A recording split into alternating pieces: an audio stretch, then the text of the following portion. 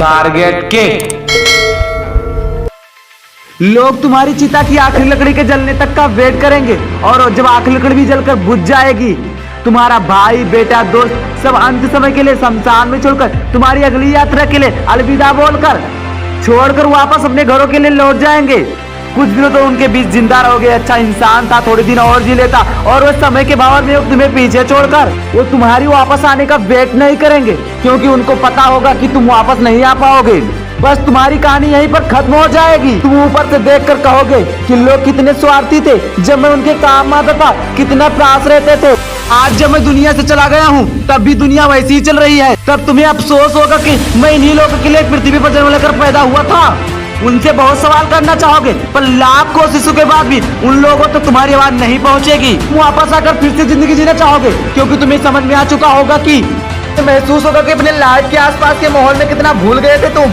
जवाब मिल चुका होगा क्यों तुम अपने सपने पूरे नहीं कर पाए, क्यों तुम अपने सपनों का गाड़ी नहीं खरीद पाए, क्यों तुम अपने सपने के घर नहीं बना पाए, क्यों तुम अपने बच्चों की अच्छी शिक्षा नहीं दे पाए, क्यों तुम करोड़ों का बिजनेस नहीं खड़ा कर पाए, क्यों तुम्हारे सपने सपने बनकर रह गए। तब तुम्हें सबसे बड़ी सीख मिल चुकी होगी कि लेकिन हम कुछ नहीं कर पाए तो समय बर्बाद नहीं करूंगा।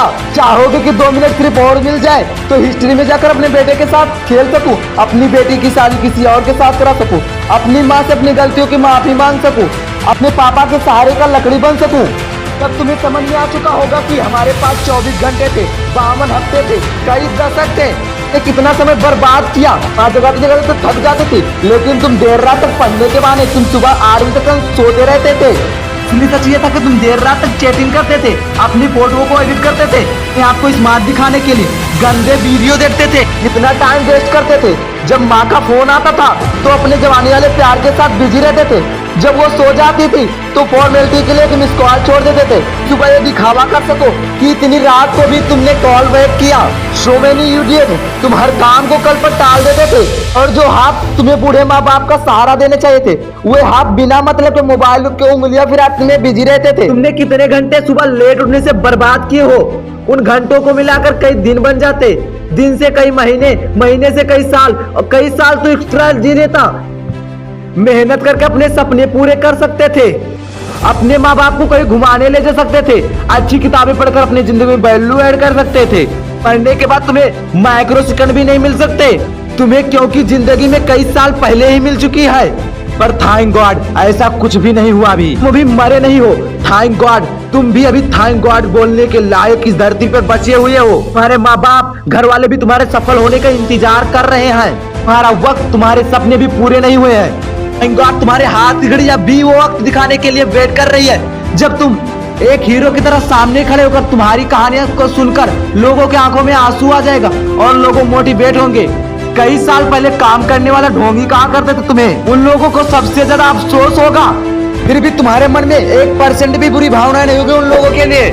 ये अलार्म कल भी बजेगा, अगर तुम उठ जाओगे तो तुम्हारे जिंदा होने का सबसे बड़ा सबूत होगा। अगर तुम अलार्म बजने से पहले उठकर अलार्म को बंद कर अपने काम में लग जाओगे तो तुम्हारे सफल होने का सबसे बड़ा सबूत होगा।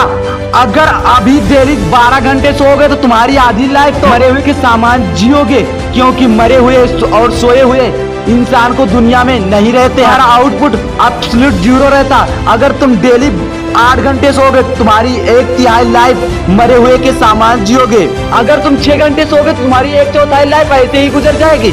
कई महान लोग तो सिर्फ 4 घंटे सोया करते थे, रात को सोकर सुबह उठकर, मतलब मौत और हम में 1 दिन का फासला और कम हुआ। मौत तुम्हारे पास पहुंचे, तुम अपनी मंजिल को पहुंचकर अपनी कहानी लिख दो।